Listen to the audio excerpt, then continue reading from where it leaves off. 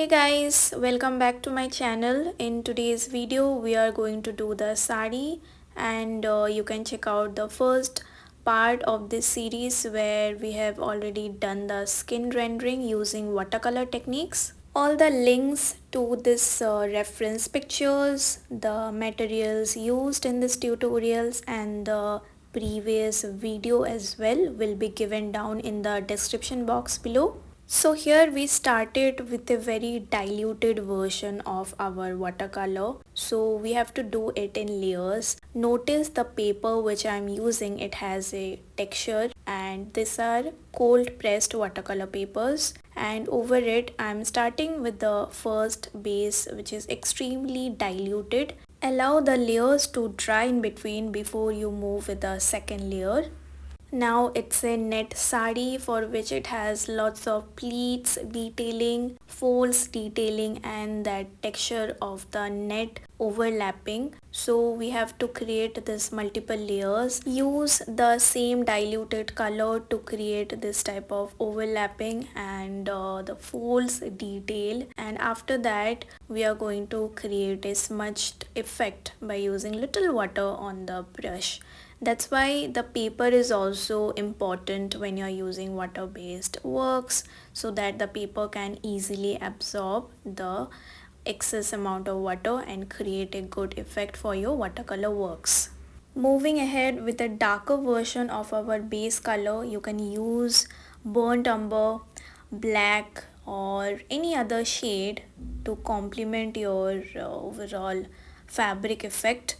Look at your reference picture very carefully, try to extract the colors to get the similar effect when you have a reference like a physical fabric or just a picture also. Now to blend these four lines on the surface, which you can see how I'm creating here. First I started with the four lines, now it looks way too stiffer and thicker. What I'm going to do is clean the brush in water, or you can take a fresh new separate brush also.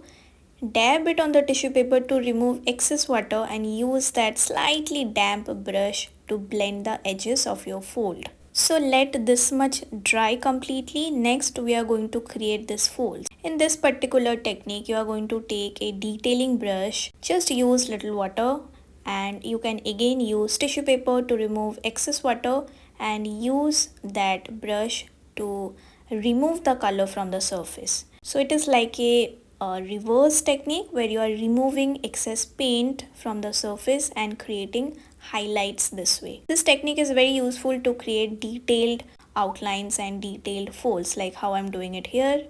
To bring more depth on this highlights, you can take the tissue paper and directly dab it. So guys, again allow all this thing to dry before moving to the next step, which is creating the shadows and more detailing on the folds. You can take that same mixture earlier which you were using, that is mixed with little burnt umber and the black, and create more detailing near the folds. So everyone, this way I will complete the rest. Now you know what you have to do. First create the background. You can use a lighter wash, and if you want to add little more depth, that's also fine. And you can create the highlights by removing the paint with your wet brush and then focus on your folds. After you are done, you can always keep on adding more layers, and watercolor work is a slow medium basically, so you have to let your background dry before you move to your next steps.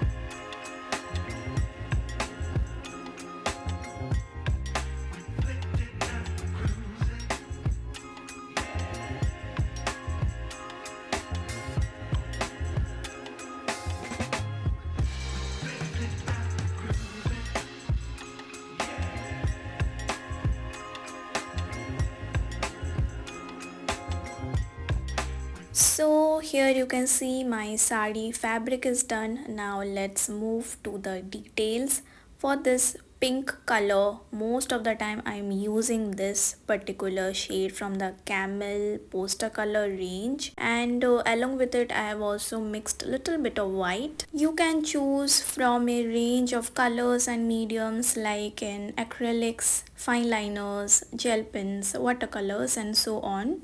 In some cases, watercolor for the details is good because it also depends on the saturation of your embroidery details. If the color is not very dark, so you can use very light wash of the watercolor itself to create the details.